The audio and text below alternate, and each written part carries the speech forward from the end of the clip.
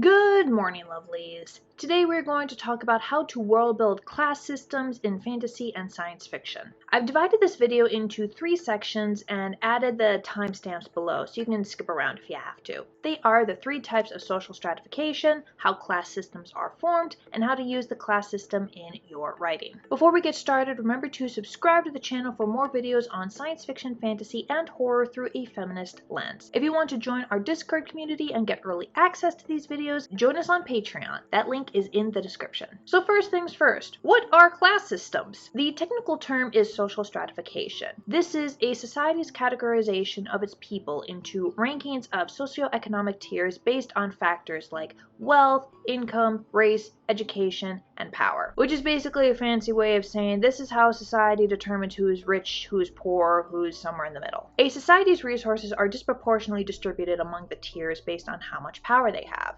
Generally speaking, the ones at the top will have all the resources, and the ones at the bottom will get the leftovers. Now, there are 3 different types of stratification. Number 1 is the caste system, aka the closed stratification system. If you're born into a certain part of society, there is absolutely nothing you can do to change it. You're born a slave, you die a slave. You're born a noble, you die a noble. Think Hindu's caste tradition before it was dismantled, or the system of racism and slavery in the antebellum South. European feudal systems are arguably in this category too, given how rigid and separate the various tiers of nobles and commoners were. It usually has a lot of laws that help keep the castes separate. For much of human history, people have been able to move up and down social tiers via marriage, so marriage between castes are almost always outlawed. Certain vocations will be forbidden to certain castes to keep them from accumulating wealth. Schools too, in part to bar them from high-paying jobs, but also in part because an educated society is harder to brainwash into believing that your rigid caste system dystopia is the best option. Next on our list, we have a class system, aka an open stratification system. The class you're born into determines your starting point, but the end point is determined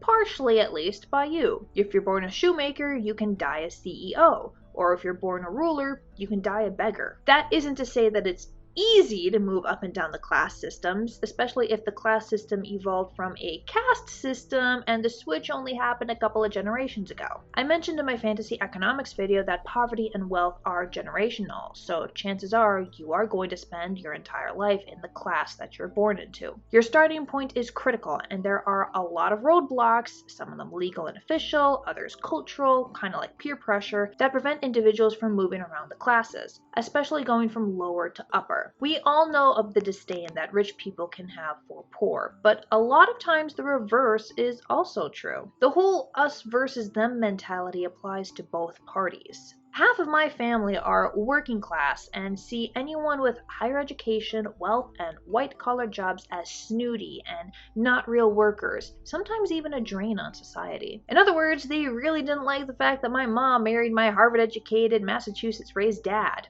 And, for their part, my dad's parents really didn't like the fact that he married my mom.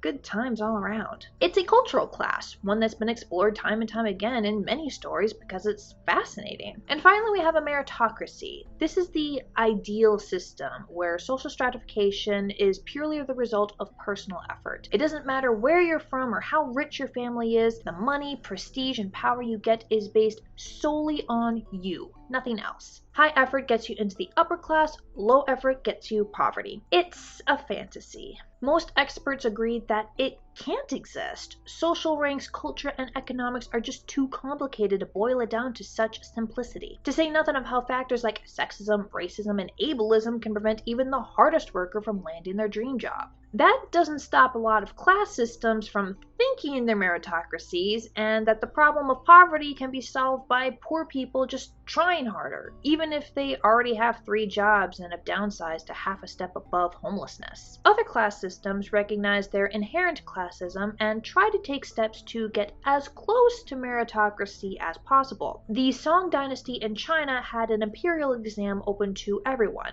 and while not everyone could necessarily prepare for it if they were too busy doing things like farming, it still allowed for more social mobility than anywhere else in the world at that time, and arguably since. Now, this doesn't mean that you can't or shouldn't write a meritocracy, especially if you're doing fantasy or science fiction. I personally would love to see the flaws in such an ideal system and how they could play out. What if you have a physical or mental disability that prevents you from giving high effort? Now, these are all pyramid structures. Few people with power at the top, and each layer down is filled with more people with less power until you hit bottom, usually a working class, or even slaves. I have never seen an actual separate but equal structure, either in real life or in fiction. So that would be like a horizontal structure rather than a vertical period. So like, you have different classes that serve different functions, farmers, law enforcement, soldiers, etc., but they all have the same amount of power and protections from each other.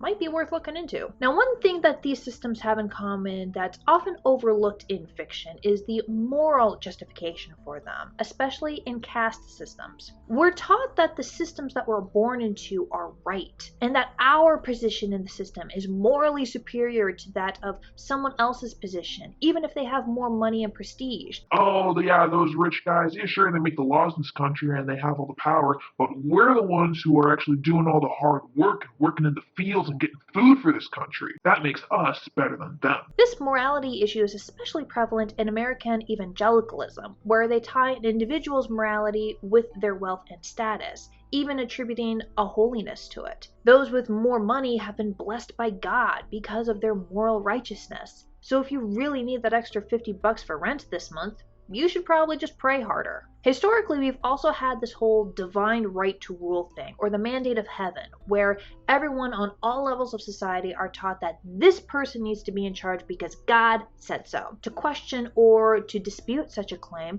isn't just going against that person or human society, you're going against God himself. Now, this relationship between morality and social status might be worth looking into in speculative fiction, especially if you have actual gods in your world who do give or take away the right to rule, based on whether or not that ruler is following their idea of morality. Another thing to consider is how fantasy and sci-fi elements will affect the rest of the social hierarchy. Fantasy tends to put magic users in one of two areas, either the top or the bottom. Putting them at the top of the social hierarchy usually it makes more logical sense. If someone who can throw a fireball at your face wants to be in charge, there's very little you can do to stop them. But a lot of fantasy books find ways to put them at the bottom, usually due to cultural prejudices. Think The Witcher. Another good example, in Tomi Adeyemi's Children of Blood and Bone, magi have always been discriminated against and hated, but as long as they had magic, nobody could really do anything about it. So when the king found a way to just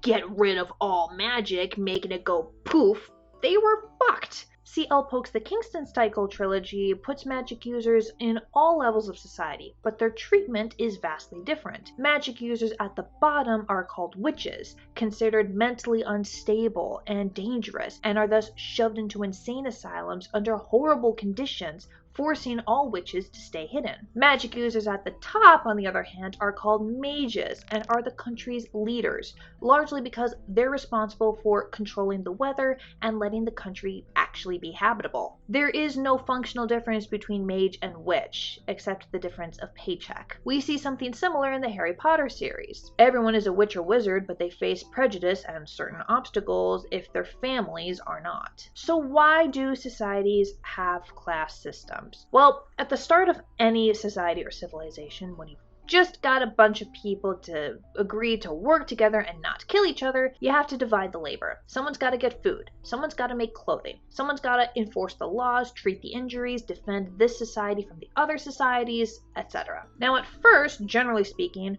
one person or family unit would do most or all of these things at once. Many Native American tribes had their men both hunt and fight, while the women farmed and made clothing. A lot of early American and European wives were basically their own doctors, and doctors for their families and entire communities, using herbal medicines and first aid that were often just as effective and a lot cheaper than a professional doctor, who would charge an obscene amount of money just to put leeches on your face. But as the society grows, people begin to specialize. The midwife who is particularly skilled at medicine is able to spend more time studying and practicing it because her family members and neighbors are able to spend more time handling food and clothing. They give her food and clothing or the means needs to get it when she treats their injuries and illnesses. See again my fantasy economics video for kind of how this whole thing gets started. Eventually you get whole groups of people who specialize in a specific field. Schools start showing up, and who they admit has a direct impact on who gets to be in certain social classes. There's a reason that general education was so lacking in feudal societies. Knowledge is power, and the upper classes wanted that for themselves. In the early American school system, different public schools taught different things depending on the class of people they admitted. Children of lower classes and farmers were taught basic reading and math, but a lot of emphasis was also on carpentry and agriculture, while children of upper classes were taught dancing, art, and classical literature. In other words, things that these children from very different walks of life were more likely to use later in their lives. Generally speaking, the more widespread that higher education is, the easier class mobility is. If that society is powerful enough and ruthless enough, they might conquer and steal people from other societies and force them to do all the menial labor, freeing up their time further to specialize and explore other fields. They'll probably make rules so that those new slaves can't easily get out of it, such as forbidding them to marry or to learn how to read. Now this is where you start to get power dynamics. Generally speaking, the most powerful players in any given society are the ones with the most money, or their version of it, and or the most military might, and or the ability to make or change laws. If one person or one group of people has all three, boom, that's the top of your pyramid. And the human nature dictates that they're probably going to do everything to keep that power to themselves and their families as a form of protection. Depending on the culture, resources, and power of the other classes, this might mean screwing over the lower classes, turning a class system into a caste system, or keeping all the wealth and food for themselves, or for the good of the state, while the people that farmed that food starve. Now this doesn't happen easily. There's a lot of tug of war going on here. People don't like their human rights being violated, and if the upper class pushes too far, that can and has led to riots, uprising, and civil war, letting someone else take charge for a while who will hopefully do a better job. This could be made better or worse with the introduction of magic or sci-fi elements. If, for instance, you have an alien society where all the members are evolved for specific tasks like a beehive or an anthill, then social mobility probably isn't a thing. It's kind of hard to be a masseuse if you're bred to be 12 feet tall, covered in armor, and have 8 different arms, each one ending in a different weapon. But if all of your magic users are pushed into the military and or direct service to the government, like in Fullmetal Alchemist, any rebellion by common people is going to be laughably easy to squash. All of this takes place, by the way, over the course of centuries. People don't just wake up and decide to create an intricate class system that elevates some and crushes others. It evolves over time, reacting to and influencing the beliefs, cultural norms, and struggles of the society they're a part of. Sudden, massive change to a social stratification is usually caused by catastrophes, either natural disasters or, more often, conquest. And the conquerors will have a very different idea of how these people should be organized and operate. Now this is partially due to the cultural differences, but it's also partially because if they're conquering other lands, they probably have a specific reason for doing so and have a purpose for these people that doesn't include conserving their unique cultural heritage. This whole concept of social stratification, the hardship of class mobility, the start or collapse of social structures, it's easy pickings for writers. Honestly, pick any topic in this field that we've covered so far, and you'll have half a dozen avenues for world building and story conflict. Throw in some magic or alien superpowers on either side, and you're all set. So let's talk about stories that use class systems. Now, there are usually, from what I've seen, 2 different ways to do it. The first is that you have stories that are specifically about destroying the current status quo. Think Snowpiercer or The Hunger Games. It's most common in modern day dystopias that specifically center around themes of class. However, while these stories tend to have the uplifting storyline of toppling an oppressive regime, they rarely go into what happens next, which, as a quick look at a history book will tell you, is a very important thing to consider. Otherwise, you end up like the survivors of the French Revolution. You've overthrown the king, now you gotta deal with a decade of total chaos as everyone figures out who should be in charge, how, and why. Class systems evolve over time, and often form the bedrock upon which social and cultural norms, as well as entire economies, are built. If you have a society that uses slaves for its labor, such as harvesting crops or building pyramids, what happens when those slaves are suddenly emancipated? Who does the farming and building? This was one of the major reasons that the United States didn't completely outlaw slavery until the Civil War forced our hands. Besides racism. After that emancipation, because of the need for labor, we then started indentured servitude, which was basically the same thing as slavery, just under a different name. Many of these newly freed slaves ended up having to go back to work for their old masters because they had no other economic options. That could be a unique take for your story. It starts after the collapse of the oppressive dystopian regime, and the conflict is all the characters figuring out what to do now. Winning a war is often a lot easier than cleaning up after it. The second way that stories tend to handle social stratification and class systems is that it's background noise, just another part of the world building. Think Stormlight Archive or Game of Thrones. These stories either fall into the same trap of not addressing what happens after the fall of the evil empire, or they treat these class systems as an unfortunate inevitability, which I think is worse. In the series finale of Game of Thrones, when the surviving characters are trying to decide who should be in charge, Samwise suggests starting elections, and is laughed out of the room. Now, this is a good example of cultural class. In modern-day democracies, the idea of having leaders that aren't chosen by the people in some way, shape, or form is abhorrent. But in a medieval-esque society, the idea of using anything besides divine right to rule or divine right of conquest is just as bad. So I do appreciate that they included it. What I don't like is that nobody addresses or tries to fix one of the major themes of the show, which is the horrible treatment of the common people by those in power. That dies with Daenerys. Nobody, not even the people who knew her best, or those like Arya who witnessed and experienced those injustices firsthand, suggest creating any laws or systems to prevent such horrors again. Now, this is probably because all of these characters are nobles and royals, the top of the pyramid. In other words, the privileged upper class who don't ever have to think about this stuff outside of very rare once-in-a-century occasions. The one time someone from a lower class is brought to the table, he's written as an extremist who winds up getting executed. So, bringing diverse voices from a variety of backgrounds is bad?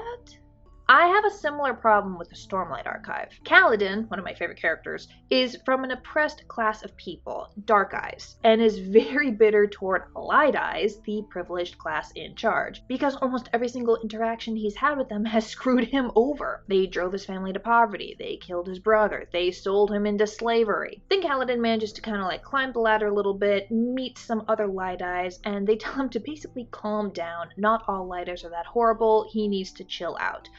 Which he does. Now, this is partially because Kaladin's arc is about moving on from his trauma and acting with honor, even among people he doesn't like. And that's an important message. It's one of the reasons that I love Kaladin's arc so much. What bothers me, though, is that none of the Light Eyes have a similar arc concerning Dark Eyes. Aladin, Shallan, Dalinar, none of them pause to think, the widespread abuse of 2/3 of our population is a real problem. Maybe we should, at least end slavery? At least not in the first 3 books. I haven't gotten to book 4 yet, but they're each over 1,000 pages long, and the fact that it hasn't even occurred to any of them yet is disappointing. I am disappointed in Brandon Sanderson for not making a light-eyed character confront their privilege the way that he's made Kaladin confront his oppression. He is essentially putting all of the responsibility of ending widespread oppression on its victims. That's not a good message. That's a shared burden. What I'm trying to get at here is that social stratification and ways to overcome it, that's a very real thing. Everyone who picks up your book is going to have had some experience with it, either good or bad, which makes it a very controversial issue. But hey, glass half full, it's also a very relatable issue, which is probably why it appears so often in fiction. It's like incorporating any real-world problem into your writing. Sexism, racism, and now classism. That's all I've got. Remember to subscribe to the channel if you haven't already. If you can, join us on Patreon. That link is in the description. Bye, lovelies!